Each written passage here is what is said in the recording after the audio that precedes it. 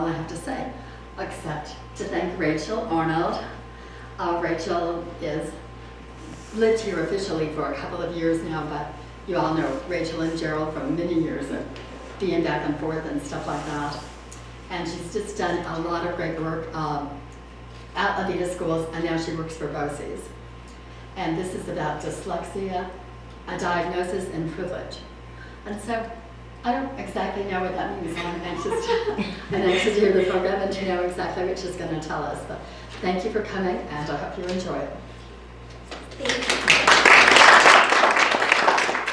Thank you for coming this afternoon, and thank Mitzi in the library for letting me speak in a dignified place instead of my transportable soapbox and grabbing people off the street. And so you notice that the title, so this is I would love feedback, because this is my practice for, I'll be speaking at the Learning Disabilities of America conference in Orlando next month. And so any feedback about your response to the presentation would be most welcome. So I very much appreciate you being here. And I have so much to tell you. Okay. So if only learning were this easy. Technology is. Okay. Let's see if he goes. He's mixing you up. No. We were going to do this.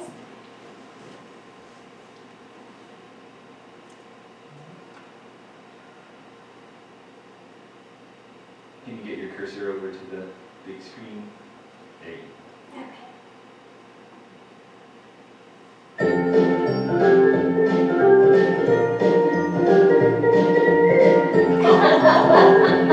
Oh my goodness.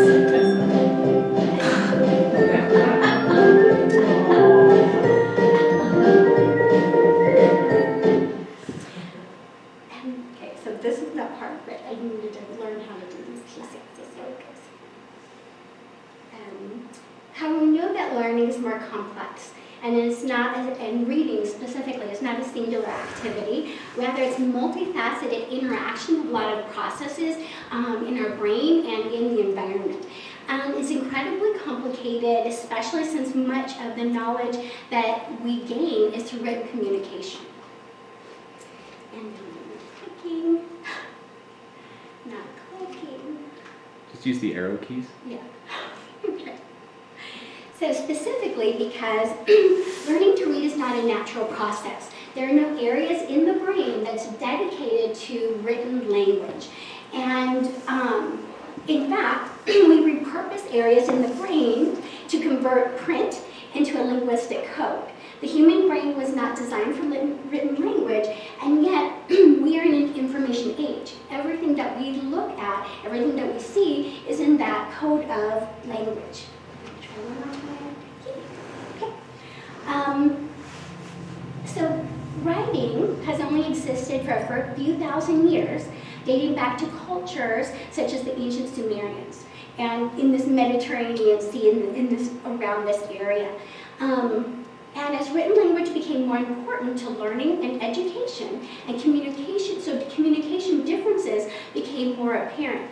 There's actually a documentary called Blame It on Gutenberg. And so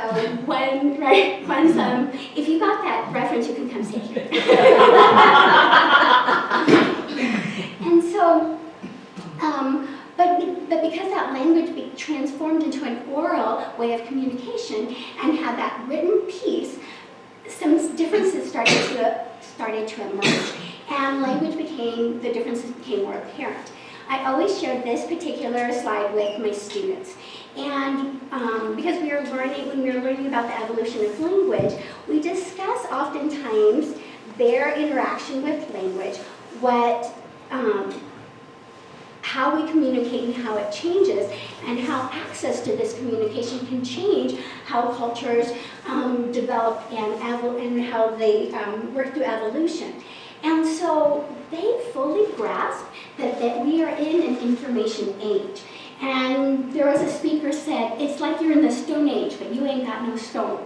If you are not privy to this access, if you're not privy to this written communication, there's a disregard or Disconnect. disconnect, thank you. I do not love public speaking. I'm so sorry. Thank you so much. A disconnect, Stacy, between the haves and have-nots. Who has access to information? And sorry. And when we are looking at literacy as a tool for learning, but it's also the language of opportunity. It is also a human right. And we have to realize that if you are not the hand that is part of writing that page, you will have the same place in history as other people are allowed. Okay. Yeah, we know that often civil rights do not always dictate reality. The link between academic failure, delinquency and violence, and crime is welded in reading failure. Students who don't read proficiently by 3rd grade are 4 times more likely to drop out of school. 2/3, think about 2/3 of students who cannot read proficiently by the end of 4th grade are more likely to end up in jail or on welfare. And you think about the 2/3 of those classrooms of kids that can't read, we know that the gap gets wider and wider. And so literacy truly is the issue of our time.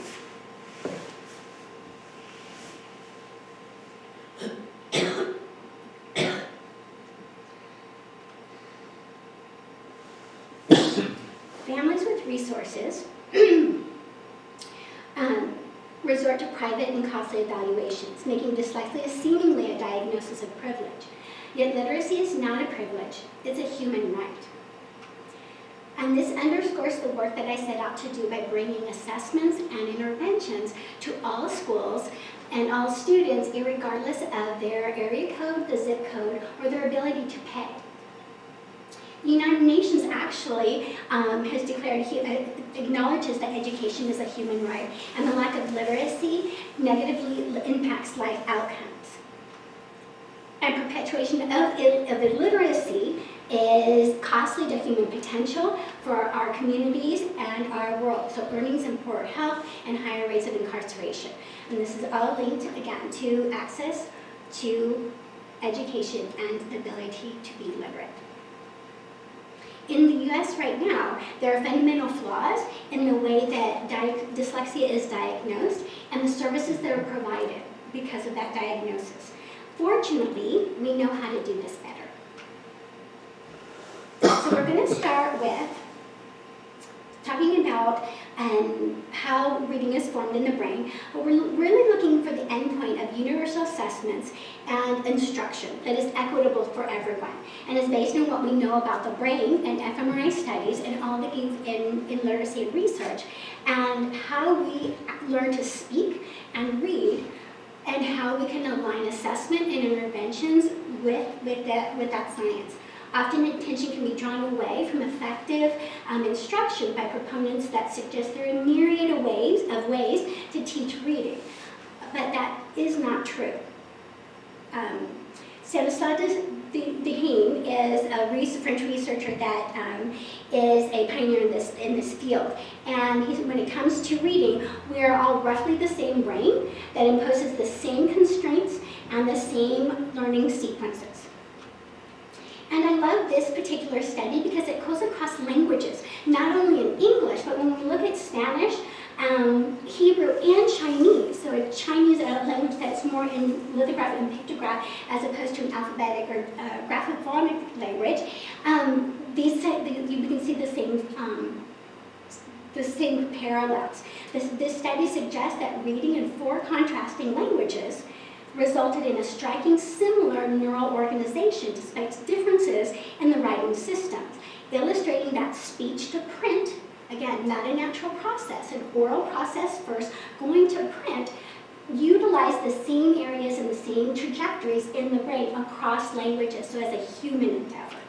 And so their findings reveal that regardless of the spoken forms and the meanings represented in a given writing system, proficient reading entails the convergence of speech, and orthographic processing. So I'm speaking a language, I'm speaking sounds, and I have to map letters to that sound. And that's across languages. In areas of the brain that are purposed for oral language are repurposed for the purpose for written language. And so we can see, why is this significant? Abraham Lincoln, way back here, the art of communicating thoughts to the mind through the eye was the great invention of the world. I love this quote because it's Abraham Lincoln, and thinking about the correlation between how our mind and our eyes work. And so this sets out a lot of the research that actually came later on. So babies, infants, from 2 months old have oral language. They're very good at discerning any oral language. And then as they prune, as they get used to their own sounds in their language, so they became more acute to their specific sounds of their language, but the processing and the foundation is there neurologically for oral language. And we can see here, activation unfolds according to that temporal hierarchy. These are the areas of the brain. And so we also have a set of systems in our brain for vision. And that is also set in areas that control vision in specific ways in the brain. But as the architecture of reading, as language became part of the orthographic process, putting that letter to it, we had to change from just listening and hearing the sounds and understanding meaning to now there was an activation in your vision system as well. Now we see a letter or a representation. It really, every letter in our alphabet is this or this. All letters are built by these two symbols, but it's how that combination, knowing that combination represents which sound. And so that it became, again, repurposing. So starting in these visual inputs, where now we're using the vision system, and it goes into the visual word area and connects over to accessing meaning, and then pronunciation and articulation. And so mapped out, these are the areas of the brain that have been repurposed, for lack of a better word, for written language as well.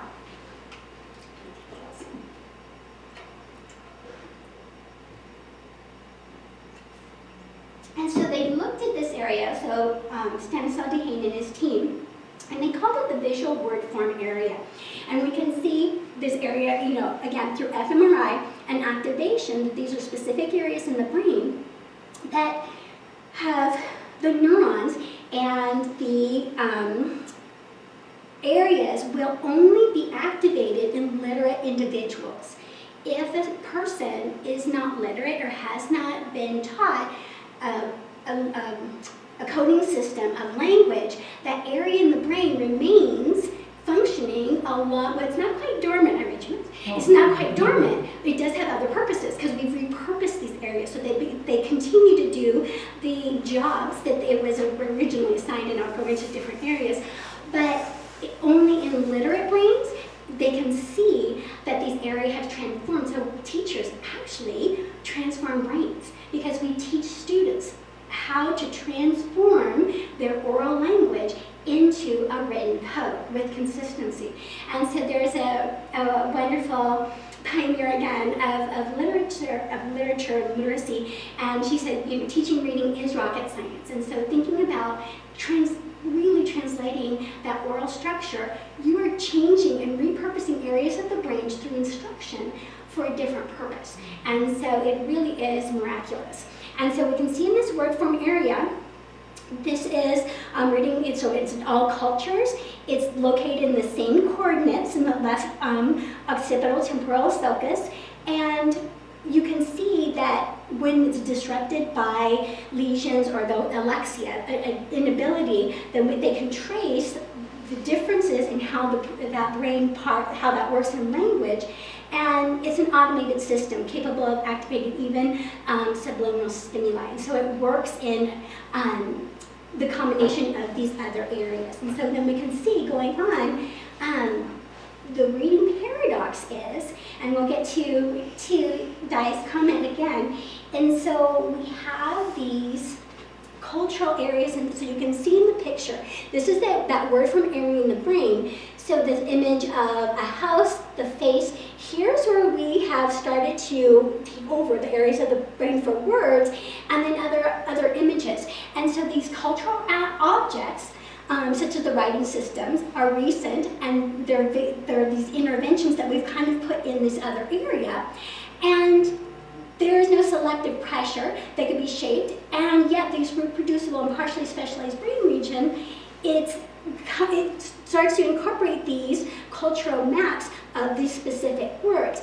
So what's interesting here is that this area of the words, when we think about flipping letters, and this comes up a lot, so this mirror generalization, what was often linked to with dyslexia is flipping letters or mirror writing. And so it wasn't so much that it's a part of dyslexia, is that people that are developing as readers may not have a full sense of what that, may not have a fully developed area of the brain without a lot of practice. And so what's happening here is if we go back, you can see these mirror faces as with the letters, especially the D and the B. In this area of the words, it was the same area that you would have faces and cultural markers. And so, this is the story that I tell the kids. So if you are in a jungle and there's a tiger face, and evolutionarily, you need to know that this tiger face is a danger. And if it's a tiger face coming from the tree, coming from the ground, coming from the side, it's still a tiger face no matter what you do. But, and you see how close this area is over here, down to the faces. So that property is true for any face. Your mom's face is your mom's face, and your clan is your clan, no matter what direction that it comes in. But letters don't have that property, right? So a B is only a B when it's facing this way and represents B. A D is only a D when it's facing this way and says D. That's the only property in that area of the brain that has that consistency. So it's not so much that kids are dyslexic, they just have not matured that area of the brain with the distinction with their letters. And so that's how it kind of got attached to dyslexia, but it's all students that are learning how to read. Okay, so then the other part of this is like, what does the visual form area do prior to reading if it's not being used? And we can see that for faces and objects, and this is a study of looking at how these areas of the brain were used for readers and non-readers. And so we can see how the path fell along, and so these areas were still activated. And so researchers started to ask questions about, well, if we're taking on this area of the brain, will it affect the functioning of those areas? Will they not function as well if it now has more work to do? And what they found out actually is it increases the potency or the effectiveness of those areas. And so the ability to, as you refine, being able to see the letter and the letter details, it helps in all areas of detail identification. And so it didn't detract, but actually strengthened those pathways so that that area of the brain functioned better as people became more literate. Any questions yet? Actually, I was going to ask, if that area of the brain suffers an injury, will the brain remap? Yes and no. So this is sorry women. We are so much better. Not sorry men. So with women, they found that we can repurpose different areas, and so in stroke victims or people that have had a brain trauma, they will repurpose. And so again, women are better at using other areas of the brain because you have the corpus callosum, which is a strand of fibers that connect the two hemispheres. And it's larger and thicker in women. So they're able to make that connection into another area of brain, depending on the localization and where it is. I am not a neurologist by any means, but I remember that fact because I always thought it must be women's intuition, right? So we can put all of this information together because the science is true about the communication between the areas of the brain in women, but that's why I always think that it must be able to talk to both sides of it, but that's on the side. But so So what happens is, yes, so you are able to repurpose these areas depending on the location is a big part of it and the severity, but you are able to not regenerate, but repurpose again So are you saying that men don't do that as well? as well. They can still do it. They can, stroke victims, so in elderly men or in general, they have a harder time using both sides and going to another side or a different area of the brain than women do. And it follows that first it's oral language and then it's written. Is the brain, like if you started working with symbols and sounds as the child is learning to speak, right now we learn in kindergarten, 5, 6. Is the brain not ready until you're 5 or 6, or is it something that could happen much earlier? So like from birth? Well, because you have motor aspects, right? So, holding things and, and so then it's still maturing. So, there's areas that, so there is that maturity. They're not saying that, start with infants and you can start with letters right away, but definitely environmental print, where, students that can, or kids that are able to look and distinguish, and that kind of goes to environment in the home. So if you have children that are in a rich environment and we're constantly, using a big vocabulary and B, pointing out print, of course they're going to be much more ready when they go into kindergarten. And so again, there's that developmental span where it's not going to be before, 3. It's just not part of repurposing. They're still developing their oral system. And so most kids about 2 will end up speaking, and then they can have, but they found that babies 2 months and between 2 and 6 months are able to distinguish very specific differences in language and oral language. So those parts of the brain are becoming much and more defined, but really looking at the letter aspect needs to be, of course, in the developmental trajectory, but it's much earlier than waiting till 5 and 6. Yeah, absolutely. So then is dyslexia an issue of wiring, injury, just lack of education, training? Wiring, and so we'll get into those pieces specifically, but oral language is the bedrock of all language, written and speech. And so the words that we use with children, because it's called orthographic mapping.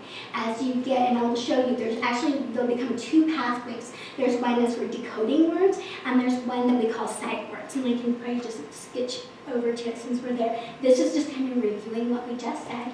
But you can kind of see, so then this is like the trajectory pathway. If you're decoding a word, right, so we're going to the visual area first. And so then we attach it, we're looking at the orthographic letter clusters and the word recognition. The phonological, what the word pronunciation or articulation, and we're doing that so when you're reading something, you are thinking about it as an oral word, and then you can attach that meaning. So, and you're going into these orthographic processors, but there's actually 2 areas. So there's actually 2 pathways as you become more proficient readers. And so this is the red is that's that decoding pathway, but there's also that sight recognition pathway, which goes back to the vocabulary. So kids and people can orthographically map. They call them sight words, not sight words as in school where we look at sight words and we memorize them. It's not that. It's that words as adults, we often don't decode unless you're in a different subject or a different area. We often don't decode new words. We just look at them and somehow we know them. So it's this other ventral or sight recognition pathways. But we can only orthographically map words that we know the meaning of. So the connection of vocabulary from oral language is still very essential. So still, communicating with children, using the words that are appropriate will help their reading later on. Any questions about the pathways?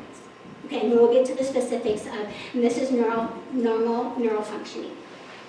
Okay, and so one part of it that becomes an issue, we get into a little bit of politics, unfortunately, with education and theories of education. And so,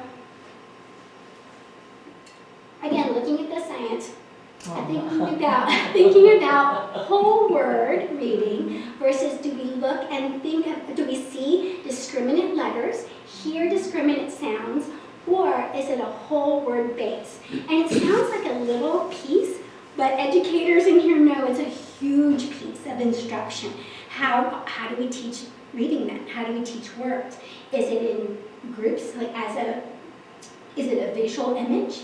So when we look at the word look, we know it has a visual marker, but is that a consistent way to teach those words? So is it a whole word chunk, or is it those individual pieces that can build words? And so it's a huge question. And so when you look at this, and since I borrowed a lot of Dr. DeHane's work, I wanted to let him speak to you explaining this. And so it's interesting because this came out, and he says the word bigram, he's French, and it doesn't come out bigram, so he's saying the word bigram. But you can see here how it representing these whole words and what we're looking at visually, and what is needed in our brain. So this is Dr. DeHane. Okay. And we can show in the laboratory, this has been done by Granger and collaborator, that is exactly the proportion preserved by Arnold that can explain how well you can read this text. You've noticed that you're slower than usual, but if you can read it, because the bigram code is sufficiently similar to the one that you have for long words. Okay, I'm going to stop it right there because it's kind of hard to understand. I'm going to go back for a second. It's French. Yeah, so it's a little bit hard to understand. But because you're saying that you can read it, so this is an email came out like this, and this was a study, and so that they were saying, according to this research in Cambridge, University, it doesn't matter what order the letters in a word are. So that was the research that was coming out, and came to him and some other researchers. And so he said, yes, of course, that you can read these, but it's not because of how the visual word looks. It's because of the letters and how they're represented in your brain. And so again, he's a little hard to understand, so I just wanted to clarify that you have these letters in your brain already. Okay. And we can show in the laboratory, this has been done by Granger and collaborator, that is exactly the proportion preserved by Arnold that can explain how well you can read this text. You've noticed that you're slower than usual, but if you can read it, because the bigram code is sufficiently similar to the one that you have for long words. And for instance, maybe you've not even noticed that this pair of five is one pair of letters that's been swapped, but that's not enough to change the inner code in your brain for this particular orthodox. So, this bigram coding is a hypothesis. Nobody has seen a neuron that responds to a pair of letters. We cannot see single neurons at the moment in the human brain, except in very exceptional situations. But we think it's a valid hypothesis, like the neutrino. Maybe one day we'll be able to see it, and it'll be a great day. We think that this sort of data can speak to some of the classical debates in education, and in particular, and we can show in the laboratory, this has been done by Granger and collaborators. Yeah, it's really hard to understand, but I thought I wanted to honor him with his own work. But he's saying that specifically those words were close to what the orthographically mapped word was in your brain, so that you knew those letters, and so that's why you were able to read them, but not so much that we read letter by or word by word, because they aren't those words. So we were still really able to read them, and so it's the theory now, and it's sort of a paradox, because one part of the research is saying it's a whole word that we look at it as a chunk. And the other researchers are saying that's not true. We can move them around and you'll still be able to read them because most of the markers are the same, but we still do look at every single grapheme, at all the letters, and mark it to each sound. And so he's saying it is a theory at this point, so that is kind of the debate at this point. But for me, as we're thinking about it, if we think about oral language, they're made up of individual sounds. And so if we're mapping on words onto that system, cat only becomes cat because I say it out loud, and it's called co-articulation, where I don't say it out. It comes out as a chunk, as one word. But it's actually made of three sounds or three phonemes. that we graph on each letter, except for Jerry doesn't like us. And so, Well, he doesn't like cats. no, he said, no, when I was first explaining, he goes, I don't buy it. Like, no, it's science. So, but that's what happens. And so, to me, it bears to be true that that's what the language would do. We wouldn't have a chunk word if it's based on individual sounds. We speak with sounds, and so that as we're forming words and analyzing words, it's going to be based on that letter sound chord, that alphabetic principle of letters and sounds. Yeah. But in conclusion, okay, so that, it is a miracle that we can read. And we acquire this literacy because of these inherent structures and that efficient visual recognition system. And again, that's how vision got linked with. Dyslexia has nothing to do with vision, no overlays, nothing to do with anything with vision if you were a fully sighted person. And so then attuned to line junctions and other invariants, the system is sufficiently plastic, which means that you can change the malleability of your brain so that it's not a set brain, that it still keeps learning. It gets slower, but we can still learn particular written words. This is what I found was interesting. So generations of scribes selected written shapes that fit our brain architecture.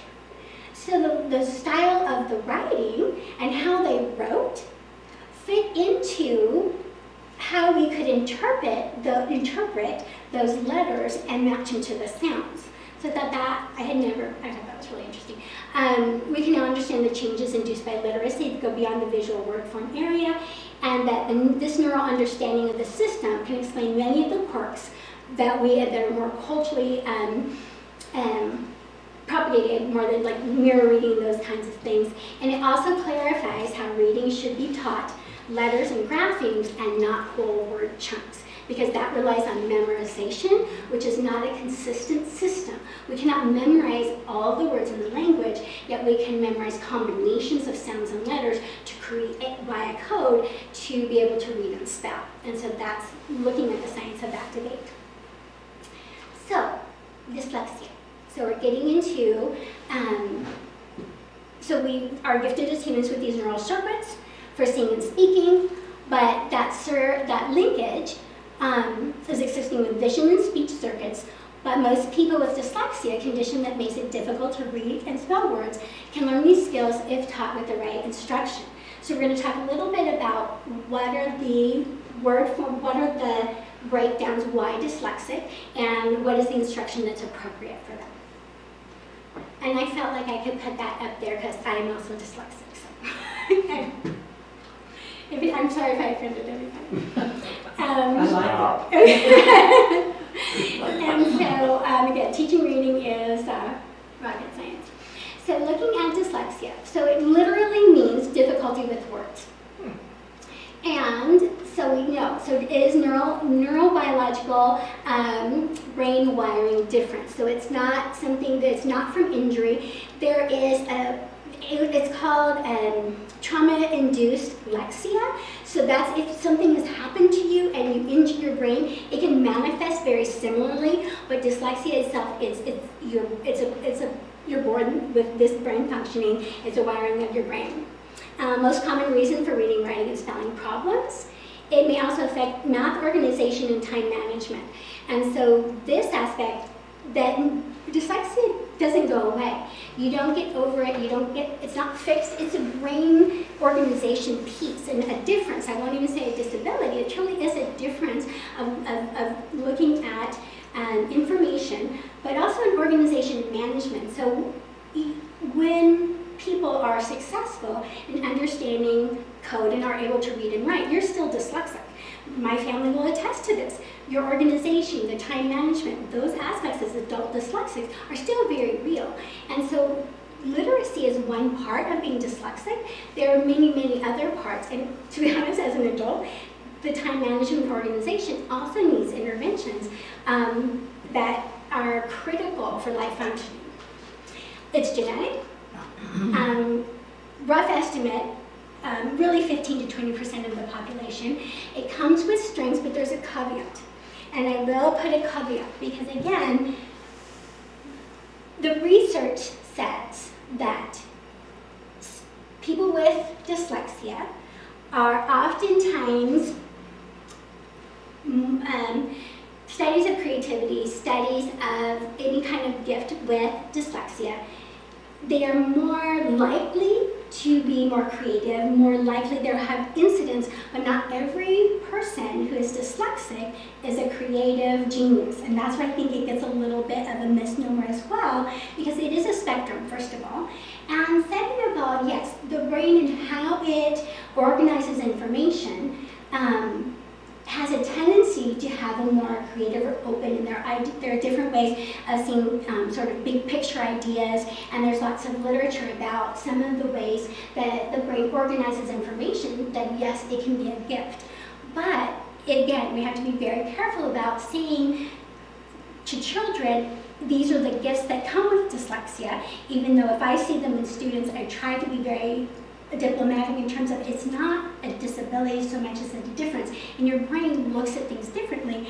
And I do see this in students and how they are able to look in these big pictures, and they are gifted in these different ways. But we wouldn't want to say you're not a very good dyslexic because you don't have gifts. And so I just want to be very careful about saying that to children, because if they don't have, again, spectrum, if they weren't this, special something, then now they're not even a very good dyslexic. And so I just wanted, there's an asterisk with the gifts, and it depends on kind of what interventions you've had, what kind of gift it is. So yes, there's a way of thinking that I've seen in people that I know, and I feel that there's a way that I function oftentimes that gives me a broader idea of some things, but I think just being careful with that, with the research and what the research says.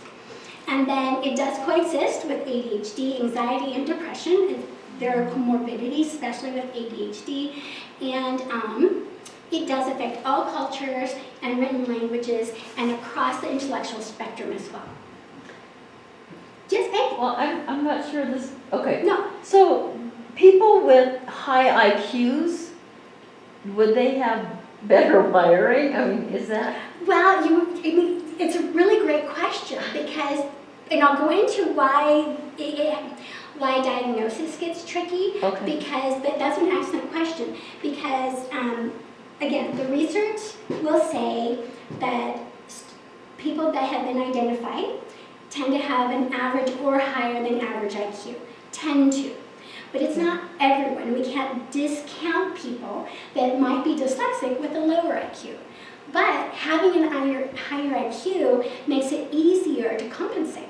You Okay. come up with better, your own strategies, your own systems, your own ways of getting through life, even without interventions. And so doing math your own, all of the different ways that you can, so being smart is definitely helpful. But a dyslexic person who, with a high IQ, there's a dyslexic person with a lower IQ, and it's really looking at how you're processing the sounds of our language with the written graphemes. And so that's a component of almost all dyslexics, the basis. But it's an excellent question, and it's one that gets into how special ed students are identified oftentimes. And so here's just, as we remember all our brain, all our brain work that we just did, we can see in the non-dyslexic person, and here's a dyslexic person. And so different areas of the brain will be firing. So in this dyslexic brain, there's more activity, in the dyslexic brain, there's more activity in the frontal lobe and less in the parietal and occipital lobe. And the parietal lobe helps in the word recognition and the decoding. But the frontal lobe is the meaning and organizing. And so again, you can kind of see, in a way, if you know students or people with dyslexia, they go right to the frontal lobe and go, that's what's activating, they're trying to make meaning. But the activation, that's like that's overfiring, but the part that isn't is the actual area that they need for phonemes and graphemes and to understand the sounds and graph them to the letters. And so the occipital lobe, they're not firing the areas that will actually get to the word part, they're going straight for the meaning. And so, and that's why their reading and writing becomes so difficult. So in another study, there's also a difference between the white and gray matter. So the connective axons, the connective circuits, for dyslexic and non-dyslexic brains, there was less connectivity. So it wasn't the most efficient system because of the white and gray matter. So that white matter will help that deep brain passageway, and that gray matter is largely responsible for processing information, and it's mostly that nerve tissue. And so that it also affects the speed. And so they're overfiring areas that aren't helpful, underfiring areas that are helpful, and they have processing speed issues because of the white and gray matter. And so when I'm explaining to parents and trying to have parents understand, again, trying to get away from a negative or we need to fix this child type of conversation, I like to say that sometimes we take the scenic route when we're trying to access information, and yet there's also a superhighway. And so we want to teach kids the superhighway and leave the scenic route for other types of thinking. And so really, we're just trying to short up the areas of the brain with specific instruction that increases speed and automaticity with those areas that they need, but without taking away from the other pieces. And so this is going into the decoding, and so really that's falling apart in the decoding piece, and then there's a big fall between that and getting to the actual meaning. They take the scenic highway to get there. And so, how widespread? So if we're looking at dyslexia in the world, in the school population, so we're going into identification and what are our groups of students, what are our populations look like? And so just to walk through these numbers a little bit, so about that 13 to 14% of the school population are identified as having a handicap condition that qualifies for special education. That's universally. And so this is 2016, and so after COVID and after teacher shortages, this is going to be even more. There are more and more referrals all the time, so these numbers will be increasing. But 1/2 of the students who are identified as for special education are classified as having a learning disability. There's no diagnosis in schools for dyslexia or a special education and IEPs written for dyslexia. It would be a learning disability or a specific learning disability. So we can see that half of the students would be under 85% of those students have a primary learning disability in reading or language processing, okay? So then as a whole, so you can see the majority there, and as a whole, so up to, again, 15-20% of the population may have symptoms of dyslexia. It's a spectrum that includes slow or inaccurate reading, weak spelling, and poor writing. And not all that qualify for special education, but most, I would cross that out and say all, except for about 5%, would benefit from the systematic explicit instruction in reading and writing language. And again, we'll get to the structured literacy. So just to give you an overall of the numbers of who in the schools. So this makes sense. So the largest category of students with learning disabilities are in these language processing. So it's the biggest group, yet it's not called dyslexia, but it's under these processing categories. Now, this is based on US data, not worldwide. Not worldwide, this is going into the US, and like it's 2016, so Okay. yeah. So here specifically in the numbers, so when we're looking at 5 to 15%, this is Americans, so across the United States, 15 to 43 million children and adults estimated to be dyslexic. 4 to 4.5% are diagnosed with a specific language disorder, and it's less for children of impacted communities or color. And so this is from the Society of Neuroscience Stats, and again, we just need to ask ourselves why. Why would this statistic be true? Like, what's keeping the kids from being identified and served in their communities? Money. Testing. Testing, Caring. right? Attending school Yes. for them to be part of a study. Having some reason to want to go to school. Environment, the social environment. Absolutely. And also I would dare to say that pervasive myths. So if we're handpicking children to be tested, it's based on what that teacher might think dyslexia is or a learning disability.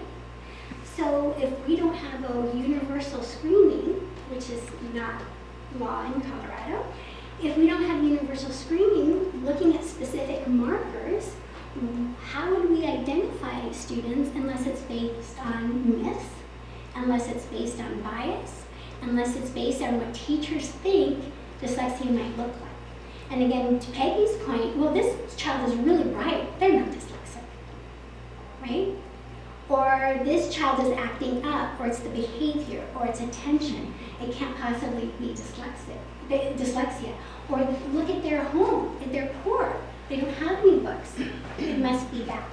Instead of having a universal way of actually looking at the markers, we're basing our judgments on gut without having any kind of science. So then who in our mind, knowing what we know about our society, who's going to be identified as having to even be promoted for testing or be referred for testing, right?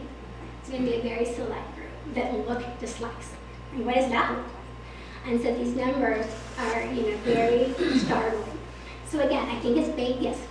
How are you sorting out the learning disability from the dyslexic? When you throw the term dyslexic, what does that encompass? Great question. And for my purposes as a teacher, I don't. Because a student needing intervention is a student needing intervention, so I don't distinguish the two so much, and hopefully we won't have to. But it's tricky because there is no school-based diagnosis of dyslexia. So to go to a clinician, to go to a psychologist, there is a battery of assessments that would highlight certain areas or characteristics of dyslexia, but it includes an IQ test. And so it goes back to that discrepancy model between IQ and performance. And so then, what is the difference then? So there are other learning disabilities that have to do with language, but then it's the intervention pieces. And so there's some that are going to respond to certain interventions in certain ways. But what happens is, as learning disability, specific learning disability, and specialized teacher, you have this big category. And some kids, if you are a dyslexic therapist and you apply the therapy, it may work for kids that aren't dyslexic, that are having similar processing, but we don't drive around fMRI machines, so it's very difficult to say this is specifically a dyslexic student. Some people will say it's the same thing. I don't think it's exactly the same thing. I think there are a lot of shared markers. But in the end, for me as a practitioner, I want to find out what's the best solution for a group of children. So I don't have such a fine distinction. If they're going to respond to the intervention I have, it could be a group of children that I may or may not be dyslexic, but they're responding to this intervention.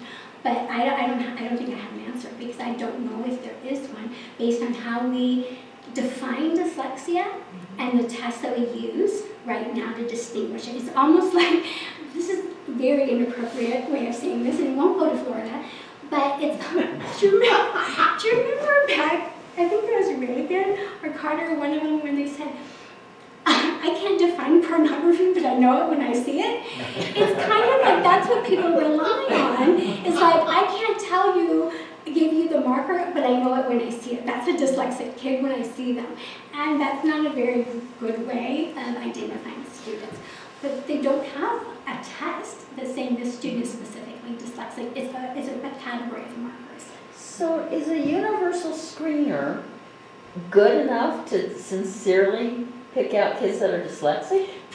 So it's looking at markers. So researchers, and I'm giving a little head, so we're going to review some of these. But so what they do with universal screening is they have taken all the fMRI, all the studies of the babies, and they have tracked certain characteristics with language and rhyming and words with manipulating language and oral language and different and rapid naming, so rapid naming of objects. So timing students to get through colors or objects in a minute, and how are they processing? Nothing to do with letters and their processing speed. And so it's really looking at a little body of evidence that have been linked to later difficulties with reading, most likely dyslexia.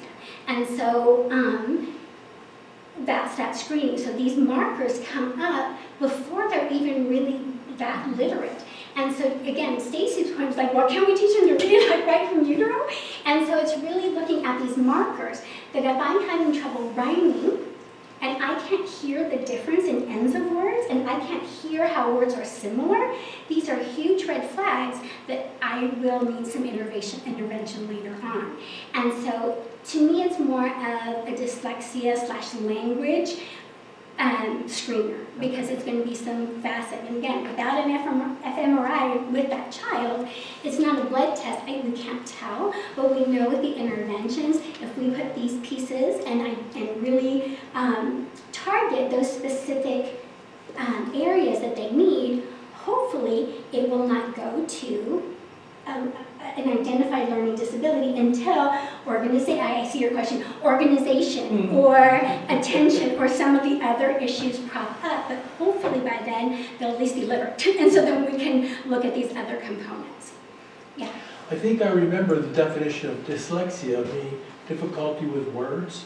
There's a part of it, so I'm going to talk about that in just a minute, because it's part of the problem in how we identify students, is actually coming up with an agreed across the globe. There's no one definition. But my follow-up would have been, does dyslexia manifest itself in speech? Sometimes, but not always. So there's actually correlation. So when we're looking at services, there would be dyslexic students would be better served working with a speech-language pathologist than actually a special education teacher. It has much more to do with speech, and not so much articulation, but speech and language processing.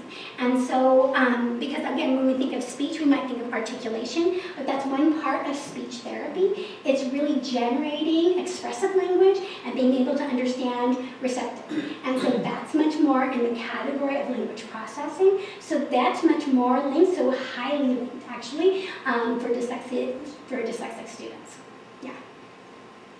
Yeah, back decades ago when I was working in this area, lack of phonemic awareness was the definition. Yeah, there was They used Linda Mood Bell. Yeah.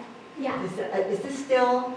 Yeah, Linda Mood, it's regional for some reason. So I was trained in Linda Mood Bell, but it's not often, for some reason, the therapy, right, I love Linda Mood Bell, but I think it's regional, And so again, looking at, phonemic awareness, understanding how language works, the sounds of language work. And so phonological awareness is that big umbrella. So that has to do with rhyming and sort of onset and rhyme, where I can see, k, and then the rest of the act, like those kinds of things. And then we get down to phonemic awareness, and that's really the play of these phonemes together.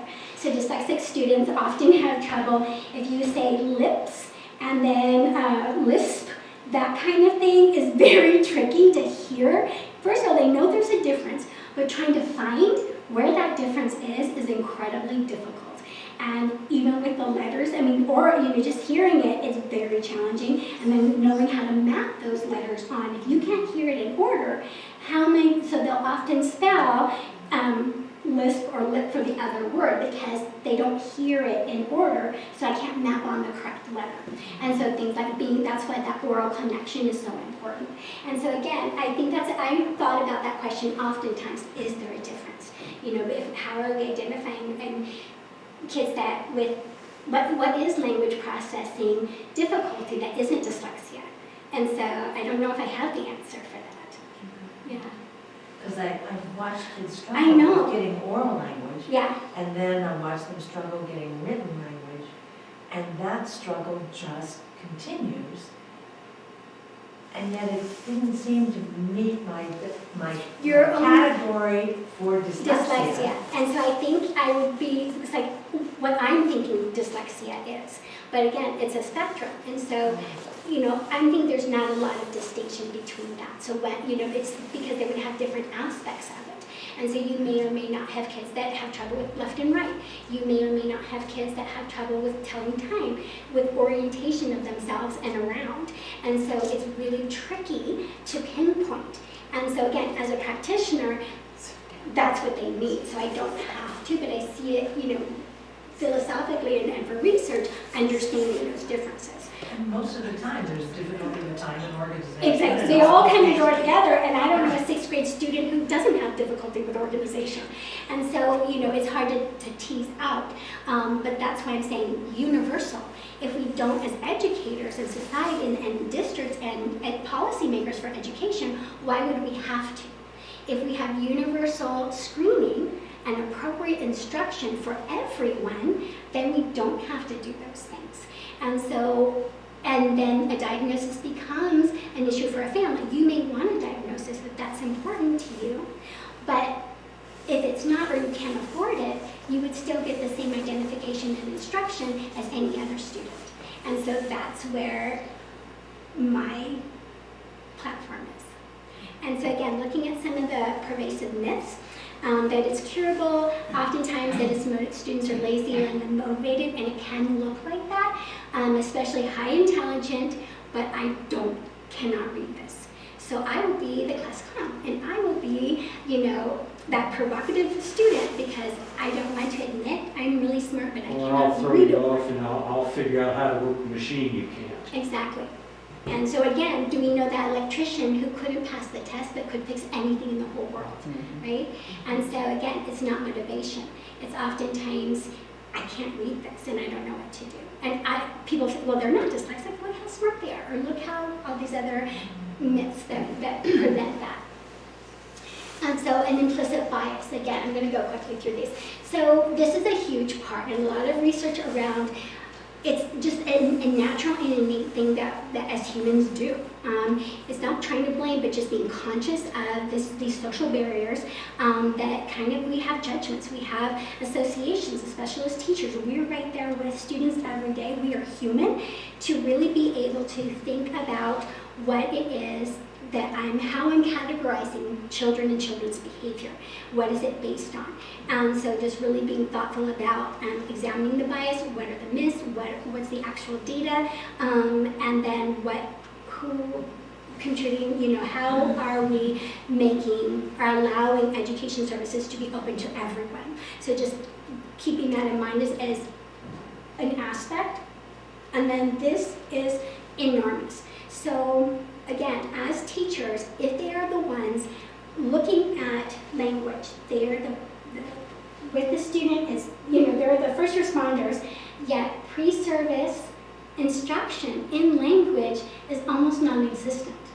So would you send your car to a mechanic who doesn't know how the engine works? It doesn't make sense to me. Why would you have a doctor who theoretically knows how to do surgery but doesn't really understand anatomy? It's the same thing. We have teachers that have never been taught how the English system works, how learning develops, and don't know anything about the brain. And so they are the ones now responsible for identifying children that have difficulty with language. And so here we see, this was Cunningham did a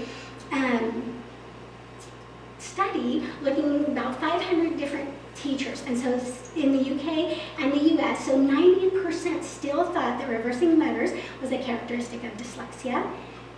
2% or less than 2% understood dyslexia to be language-based different, 2% of teachers. Phonemic awareness, 20% were not able to correctly identify the number of phonemes in the 11 words on the study of the list, and 74% could not identify the schwa sound, which is the most common spoken vowel sound in the English language. 74 could not identify it. And if you don't know what that is, you're not in a pre-service program, so please don't feel that. But schwa is just like the end of banana, an accent.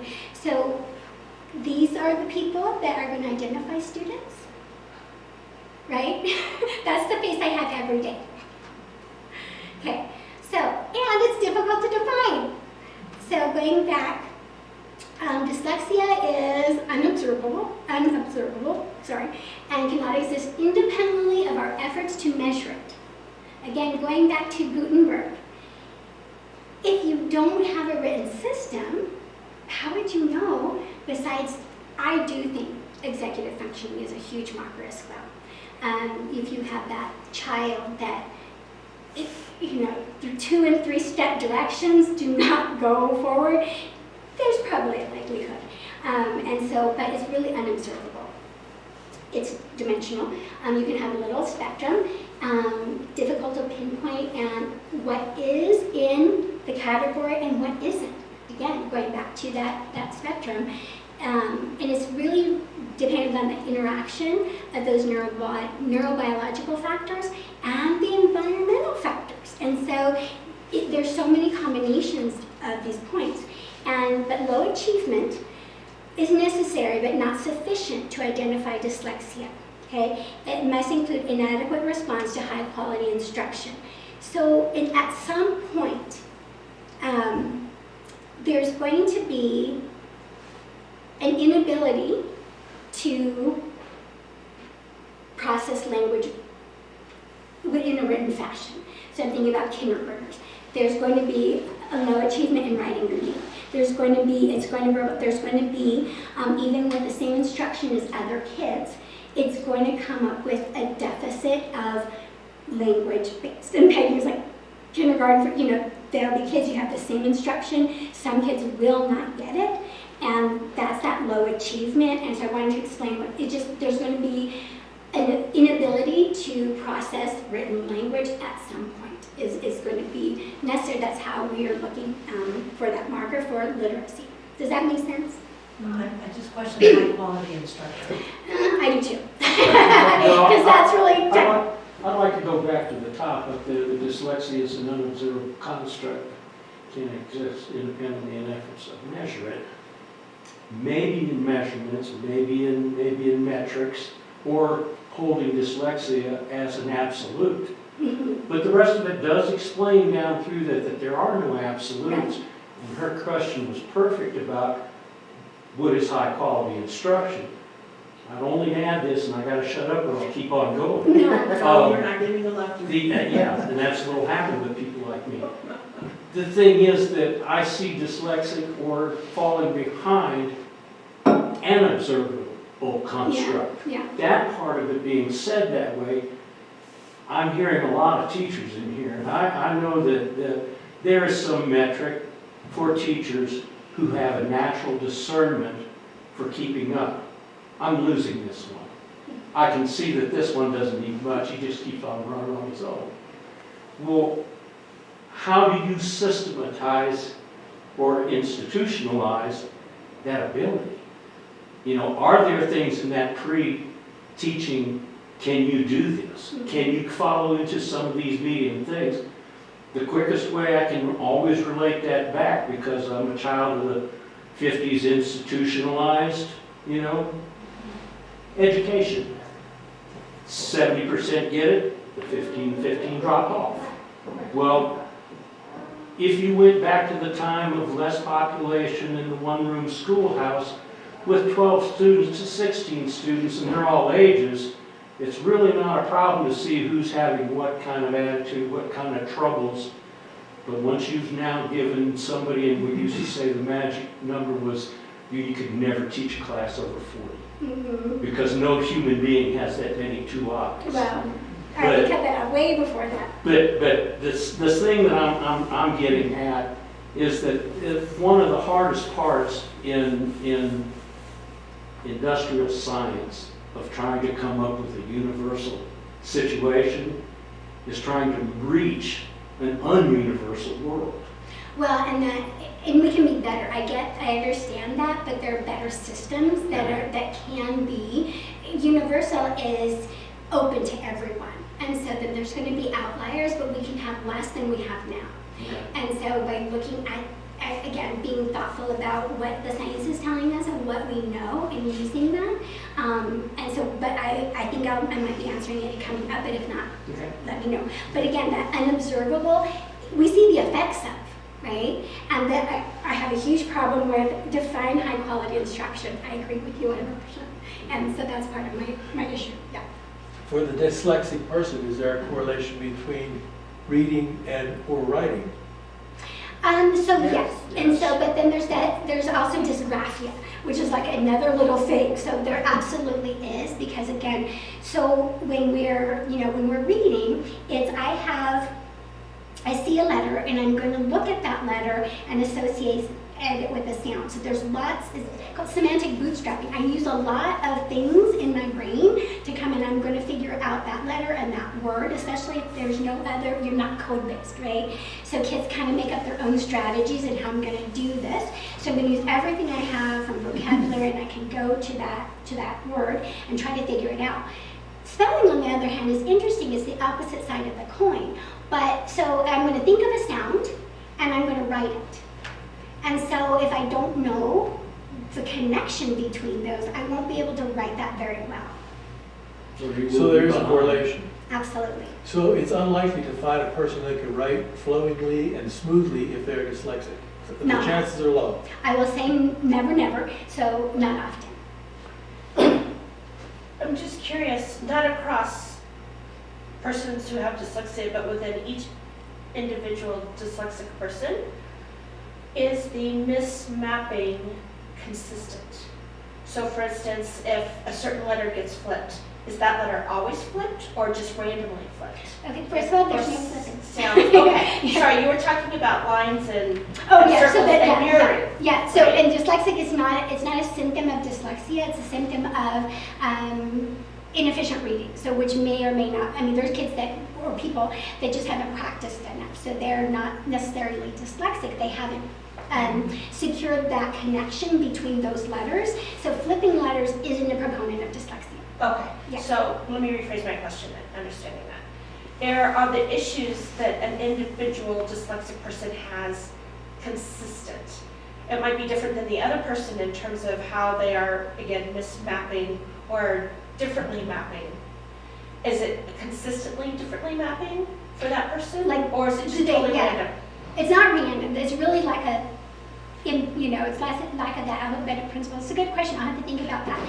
It's like, so they always just can't hear the vowel sounds. Yeah, if you could identify, say, the pattern of each individual person and rewrite their programming to fit the pattern. In a way, I have to think about refining that. Or rewrite their learning to fit their programming. Right. But the film that I watched, Yeah. I wish you would show that film to the world. I know. There's a film that a gentleman taught school for how many years? 40? Yeah, there's a And he could not read. He was the principal, he was the superintendent, he was a teacher, and he could not read. And they taught him how to read when he was 70 years old.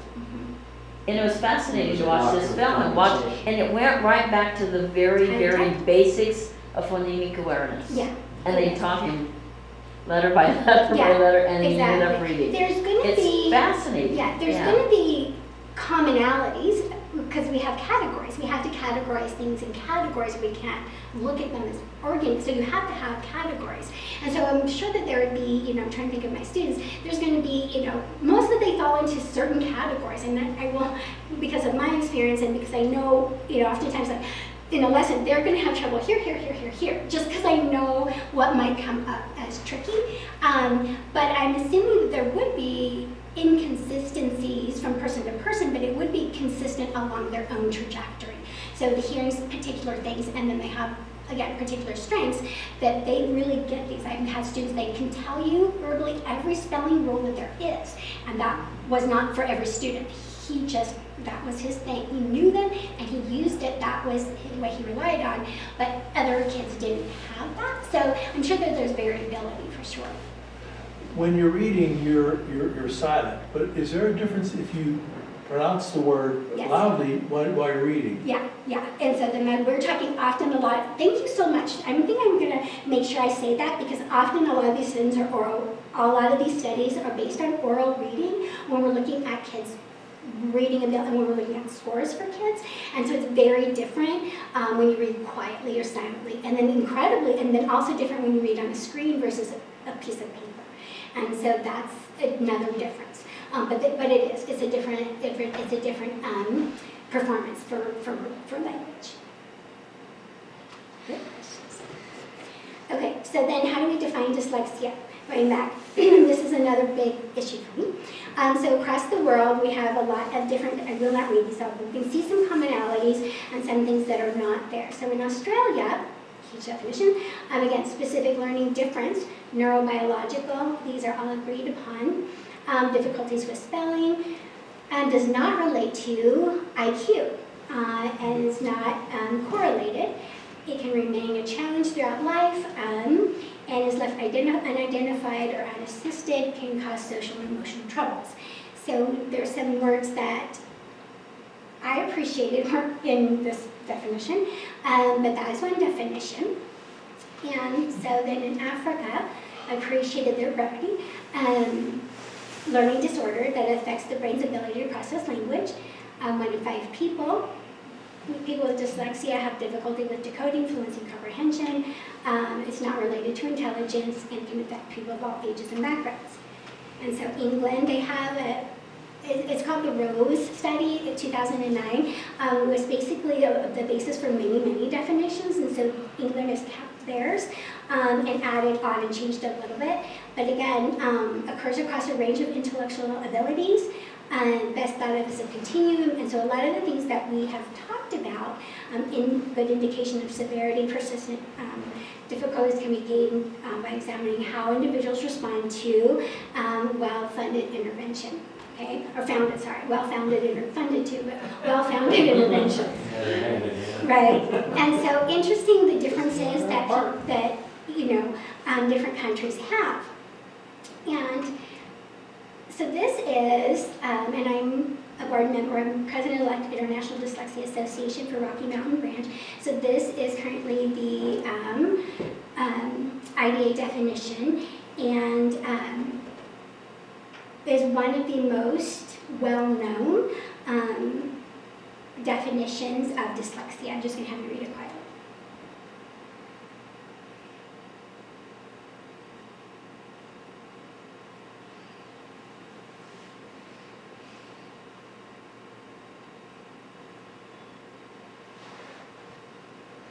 Effective classroom instruction.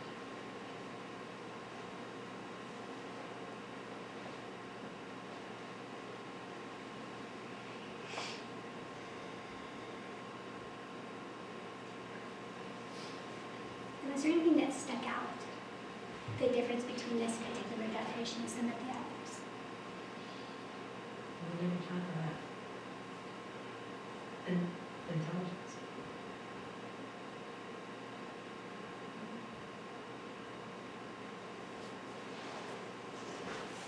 Learning stuff that you was not chronological completely. Is that consistent with the other ones? Too much. Exactly. This is absolutely 100% thing not to do to anybody with dyslexia. So sorry about that. I know. I was like, just because really, I know. You're I am so right. sorry. I should read it myself, and that's why I have the bold words. My voice is just giving up. Well, no, I can read all of them, but I can't. Exactly. No, this is not the thing to do. And so really looking at that there is no mention of intelligence or that it's across the spectrum. And the difference, again, with this definition, the unexpected. Yeah. I was, It's that often word an triggered me and I went, It's what? often unexpected, right, in relation to other cognitive abilities and the provision of effective classroom instruction. Why unexpected is what you're saying, why don't we test for it? Why don't we? And so, and Look for how are we quantifying and qualifying effective classroom instruction? And to me, the unexpected part specifically is the gateway to inequity. How are you defining unexpected for anyone? Expected based on what? And so it's still part of this definition, but it causes a huge disparity in identification and misdiagnosis.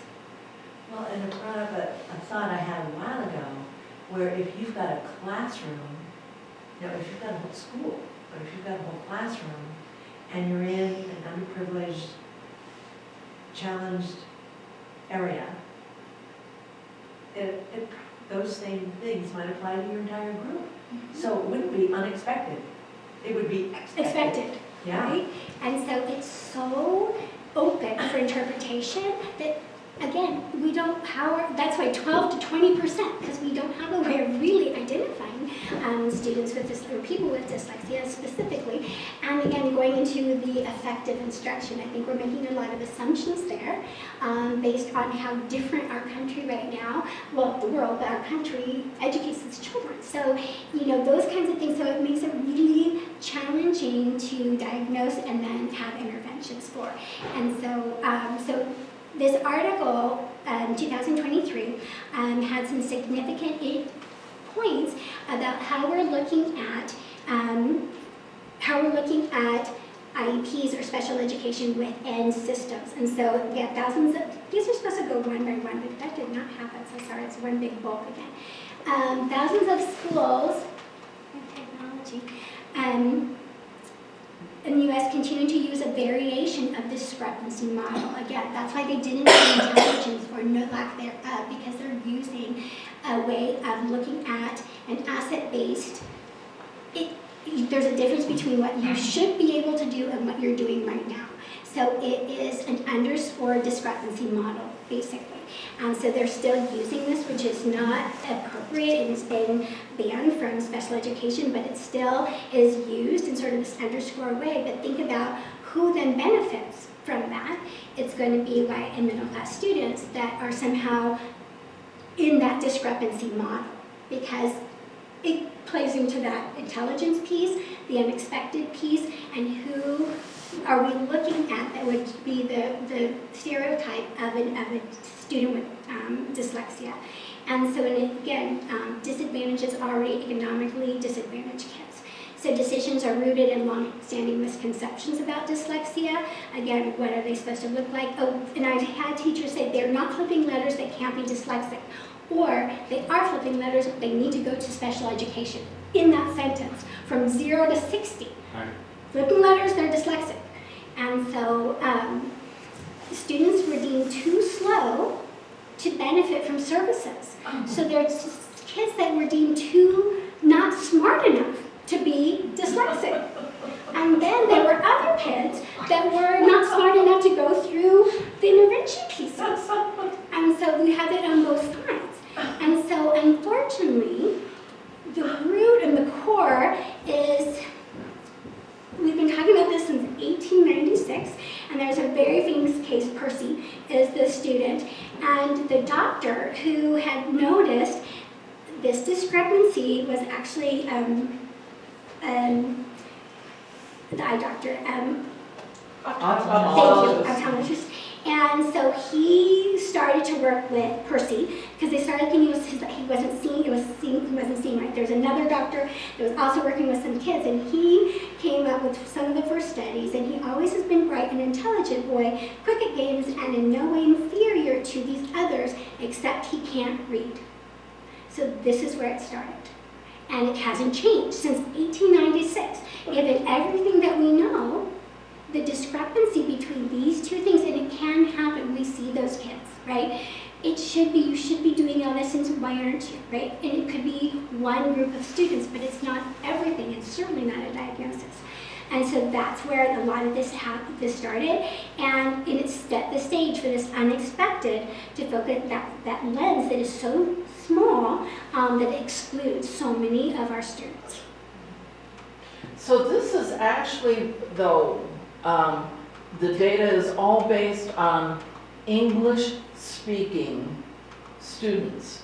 So you don't necessarily, because a subset that I was thinking of goes back to one of your first slides where you were showing the mapping and you showed the languages. Mm-hmm. And one of the things that immediately jumped out at me was, I would like to see a subset of children that are diagnosed as dyslexic in English, and then those in Hebrew, because they read differently, they write differently, and are they better at one versus the other? So that's why that study was important, because it does go across languages. And so it is a universal, there's dyslexia in all languages. There's the difference in some of the language, so Spanish is a very transparent language. It's not as complicated to understand the rules as English is. But if you are dyslexic in your primary language, you will be dyslexic in another language. I was going to ask that question. So, but intervention will be much easier with Spanish, let's say, because you have one sound for the vowel instead of A makes 8 sounds in English. And so the intervention piece will be very different in terms of learning that specific language, but the processing of the orthographic, the letters, and the sounds that you're hearing is the same, and that's across languages. And so that's what was interesting about Japanese as well, because those are pictures. And so that's what was the finding, was sort of the seminal research, because it's still that sound base, but they were surprised that it goes to the images instead of just a letter. And so, but it's across languages, across dyslexia. Yeah. And so I will go through this a little bit quicker because, and I'm enjoying all the questions, I just don't want people to know. I know we need to move on. So, but I just wanted to show you very quickly about these NAEP scores. They're not CNAS, or they're not, these are national scores. Our national tests have been since 1970s, and so is a national organization that goes and monitors and looks at students in math, all subject areas, and they've been doing it consistently for lots of longitudinal research and Veta.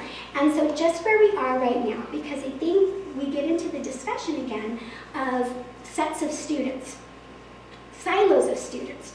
And when we think about the scores of all of our students right now, we are not doing a very good job of having any of our students read, irregardless of any kind of diagnosis. And so the majority of our students, right now these are 2022 scores, and 32%, up here you can see 32% are proficient readers in 4th grade. That's this country. This wealthy, affluent country, 32% of 4th graders are proficient. Planet spends 10 times the most.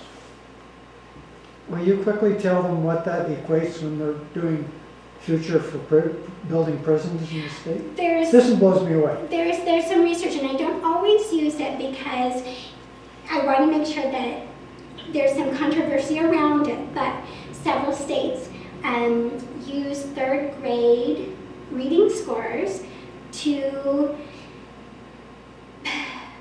prepare for how many prison beds that they will need in the future.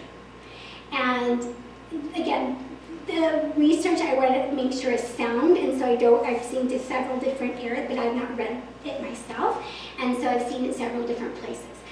Irregardless of that specific piece, we can see, though, the 4th graders. And when we saw that other statistic that was verified about ending up in prison on welfare, and the suicide rates of students with dyslexia is double of what we already have a crisis with students anyway. So it's incredibly significant when we see 32% of our 4th graders. So now think of 2/3 of the kids that can't read will end up in prison, welfare, or other. And so really as a society, we are not preparing, and you saw what the teacher prep programs were doing, we are not preparing our students to be readers or literate in an information age. And so I just wanted to point some of these statistics out. And so, and the other issue is that, people will say, well, we have COVID. Well, here we are in 2022, there isn't a change. If you look at 1992, now the COVID kids haven't taken the 4th grade test yet, so hold on to your hats, because let's see what that happens. But right now, we're static since 1992 and before. We haven't been doing a good job for a while. And so here is, this is 2023, and there's a link on here, but I will not go into it. It's really fascinating about education. So this is, again, they do what is called the long-term trend analysis. So they're looking at 13-year-olds versus grades. They look at kids. And so they have thousands of kids, 8,000. And so they're looking at math and reading trends across the year. So this started in 1970, around 71. And so they look at these trends based on how much they read. What's their favorite thing? There's a battery of assessments, and reading is one of them. And again, we can see these scores in 2023 stagnant, and we're going down. And so you can see even after COVID, which is significant, it was a loss, but it really was just one piece of an already troubled system. And so then looking at this, when we're talking about bias, look at those statistics now, 2019, for students of color. So 82% of Black or African American fourth graders scored below proficient reading level. And so there's the 82% were below proficient. But look at the next part. If you're not sure if it could be bias, if that still exists in our country, reading proficiency by the end of third grade is a key predictor for high school graduation. Among fourth graders, only 11% of African American boys living below poverty line scored at or above fourth grade proficiency level. And in our minds, when we think, well, there's a lot of things going on, poverty and other issues, but then look at the next piece. This level only increased to 23% for African American boys not living below the poverty line. I don't know how we can look at that and say that it's not based on bias.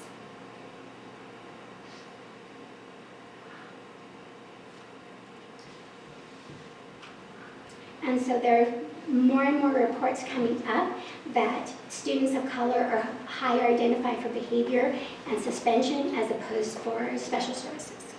So it becomes behavior rather than services.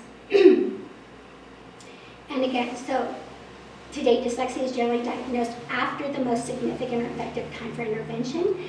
Early identification of dyslexia is therefore critical for improving reading outcomes to children and preventing and ameliorating the socio-emotional problems that accompany reading failure. There is hope. I know it's so sad. I know I brought you way down, but there is hope if we do what we know how to do. And so what this is framed after is Dr. Nadine Gabb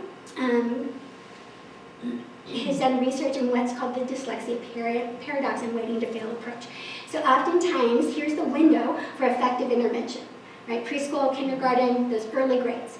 But yet, we wait until there is more of a discrepancy.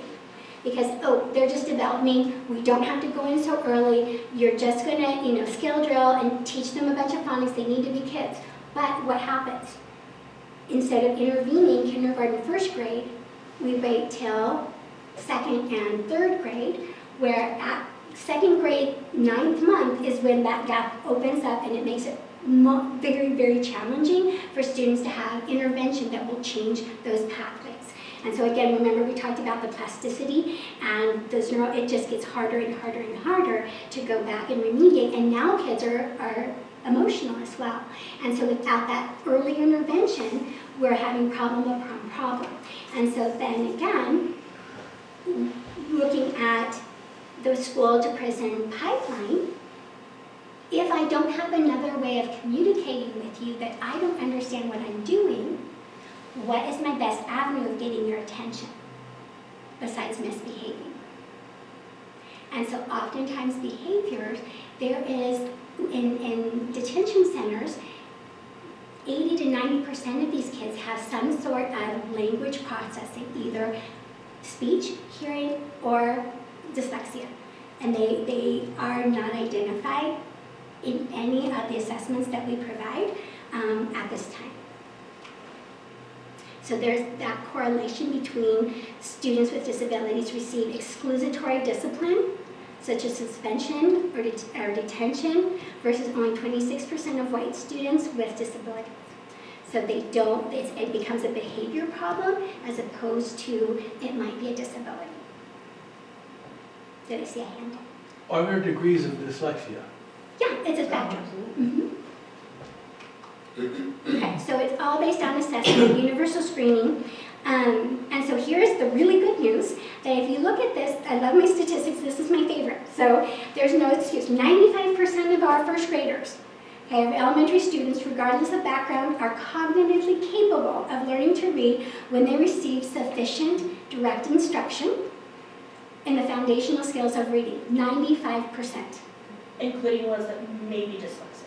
Or are Yeah, dyslexic. including dyslexic students. 5% on average will need sustained assistance throughout their lives, just as a population of growth. 5% also don't, they're born reading. There's really nothing that you do. The kids in between, right, there's a striation of how much instruction kids need. And so those 5%, I woke up reading one day. We all know those kids. And there's and the next 10 to 15% where they'll get it with some sort of systematic instruction. The rest of the kids need explicit instruction, yet it's not a consistent practice in our schools. 95% can achieve literacy rates that are proficient. And so there are 3 studies that are the most current about screening students with dyslexia.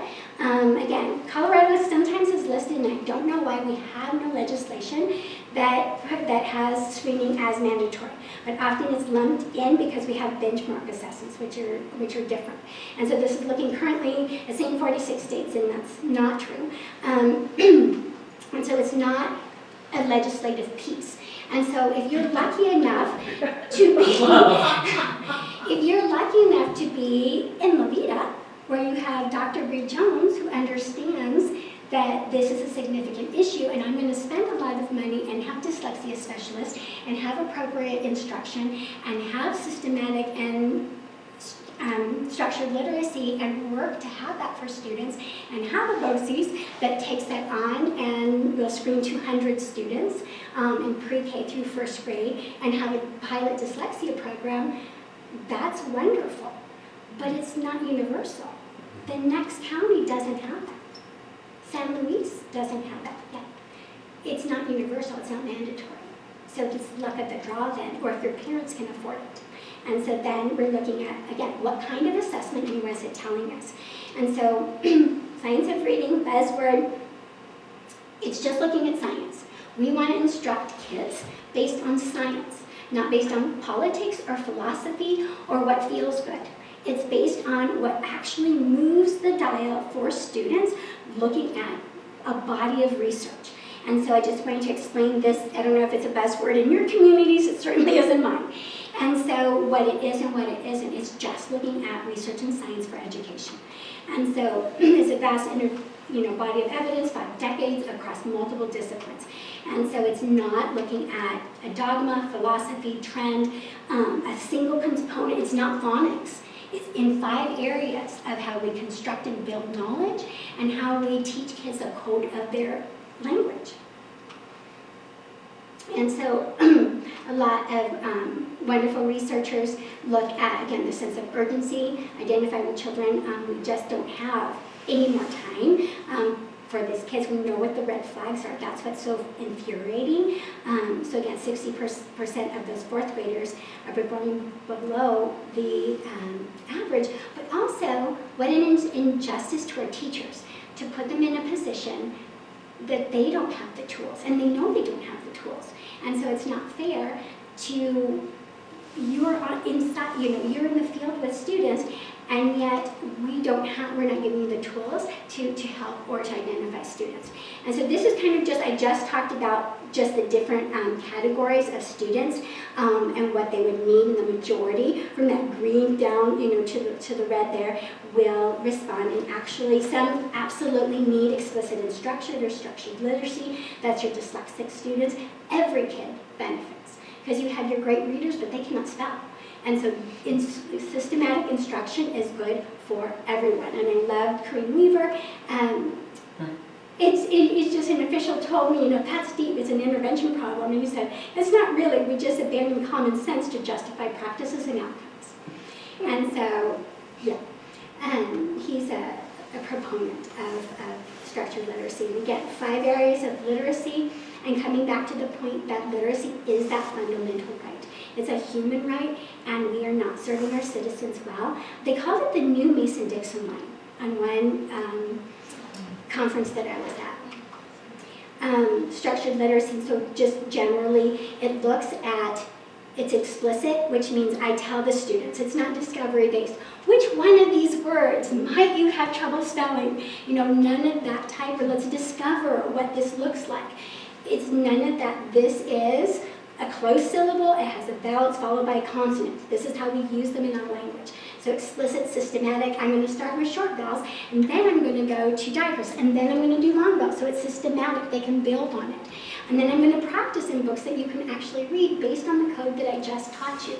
So this is the type of instruction that students with dyslexia absolutely need, but everybody benefits from that clarity. Many of my students say, Mrs. Arnold, why doesn't everybody get this? Like, that's such a good question, because they really should. And there's some multi-sensory aspects for children that helps, again, especially dyslexic students, where we're using multiple senses. So we will say, as we're writing, we'll spell it, I'm seeing it, I'm writing it, I'm hearing it. So using all of your senses, the more we strengthen all of those pathways, that's how we get that super highway. So that's when you see multi-sensory. It's not, I'm going to put my hands in sand, although that's one part of it. It's using all of your senses around your instruction. And so here's the best news is we know it works. Study upon study upon study, and you can see the brain has actually changed. The structures of the brain have changed because of intervention. And so combinations of evidence-based, so now we have a definition of what kind of instruction, evidence-based, structured literacy, instruction, and with and cognitive neuro, if they measure, can prevent from occurring and ameliorate after intervention. And so we have all of these pieces. We know what can work. And so there is a disconnect between what we know and what we're practicing. And again, going to my superstar, Mr. Queenweaver, which I got to help you. But so again, the science of reading must not be considered an ideological preference, pedagogical inclination, or we're not swinging the pendulum one more time. It's based on research, and it's really a matter of equity and civil rights. And so when we look at those components, it is a diagnosis of privilege, and so here's my confession. It was not my term. I stole it.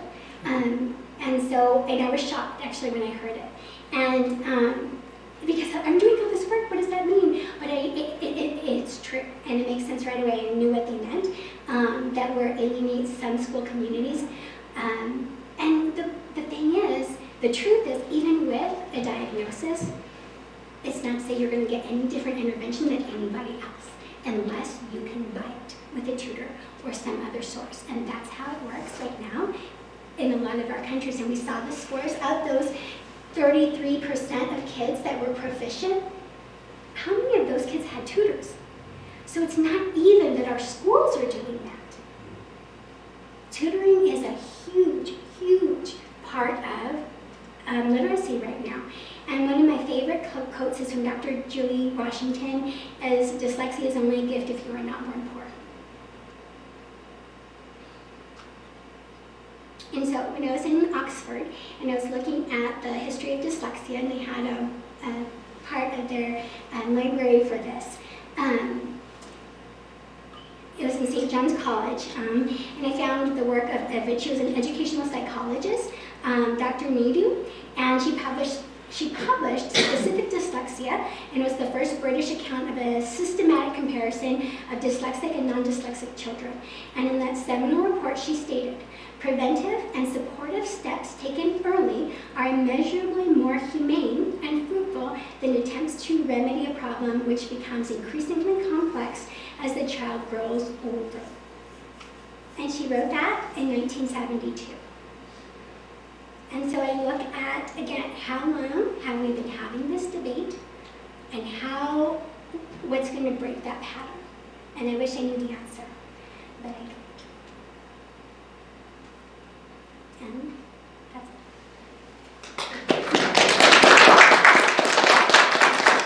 I'm glad you ask questions during like everything, so. Yeah, so we I can hear your voice changing. It's like, needs hydration. Which my favorite part again, Mr. Cream Weaver, if your class is boring, don't blame it on phonics. Yes, sir.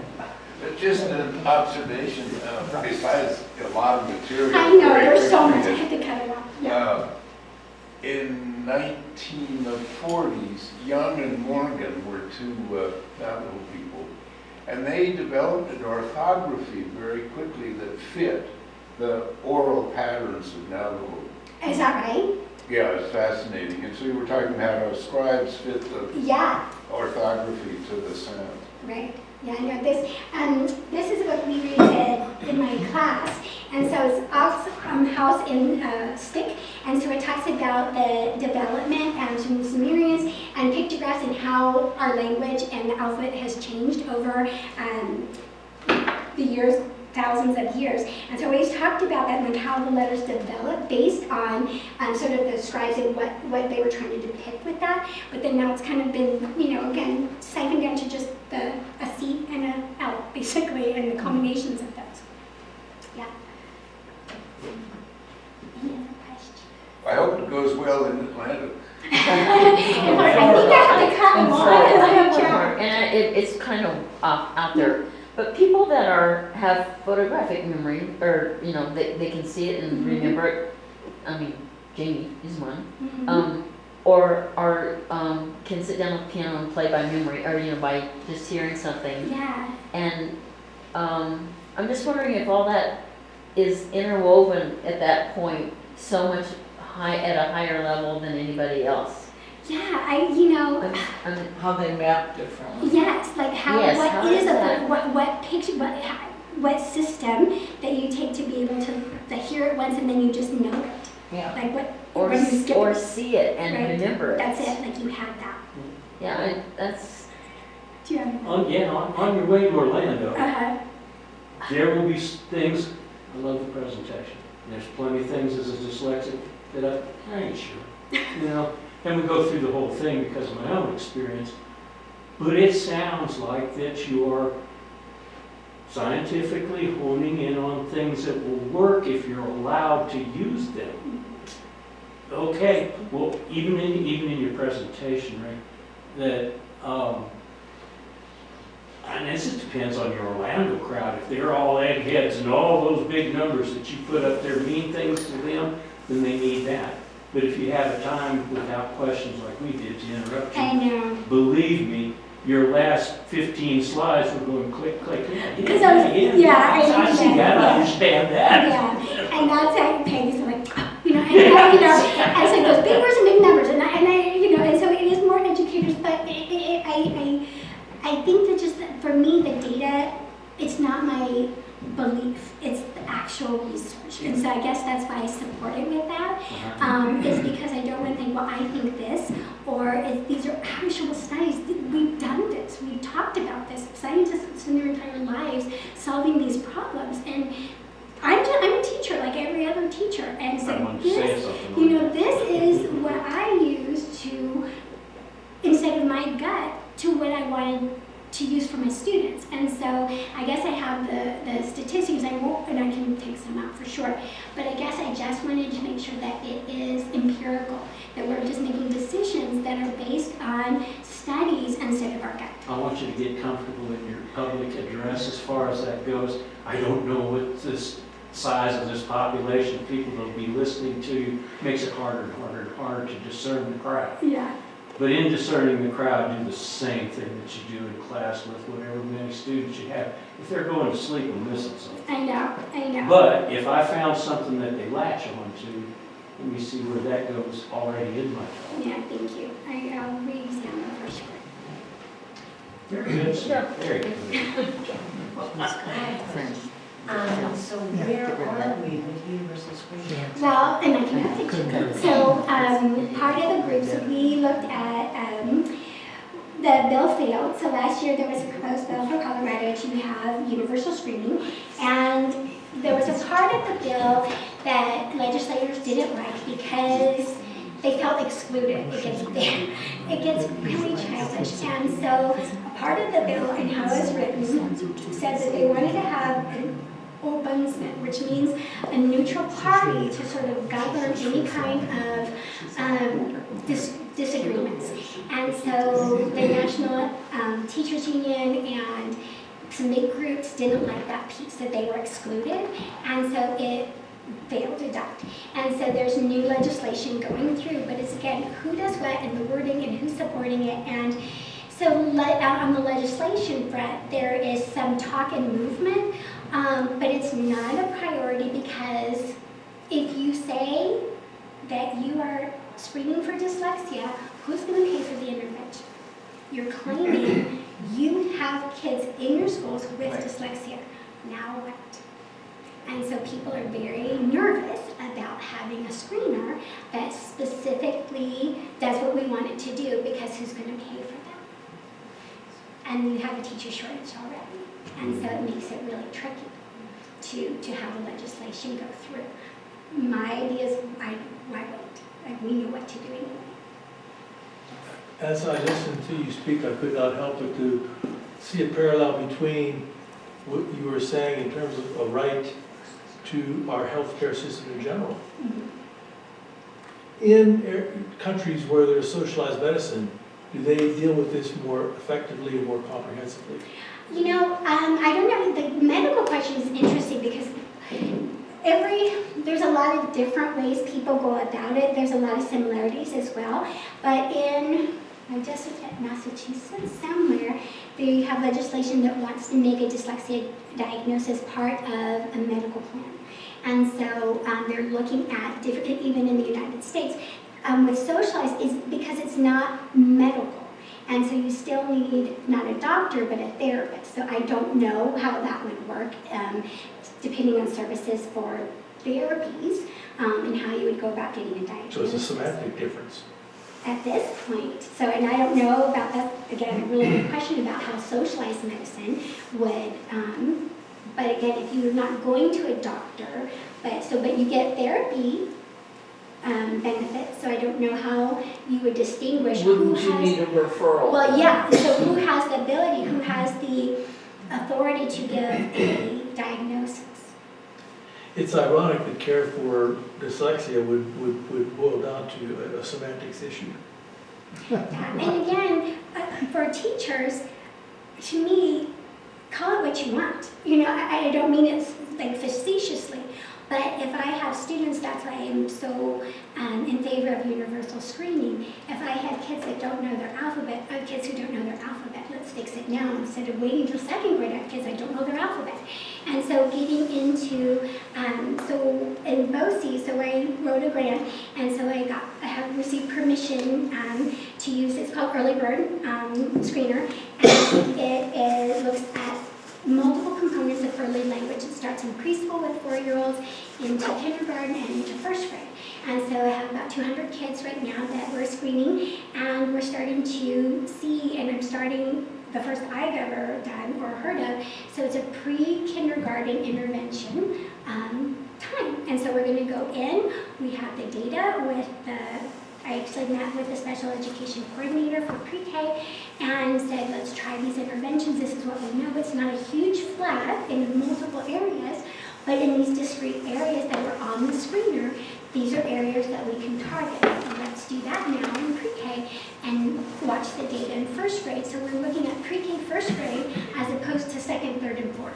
And so giving them a head start and not recreating the wheel every time. We know this data, we know what to do. Why are we waiting? You gave me this in my mind because the way that you and I agree with everything about wiring and how it's done, we still have so much to learn about how it gets done. But the effects coming through that, I now see that in my mind as wiring left behind.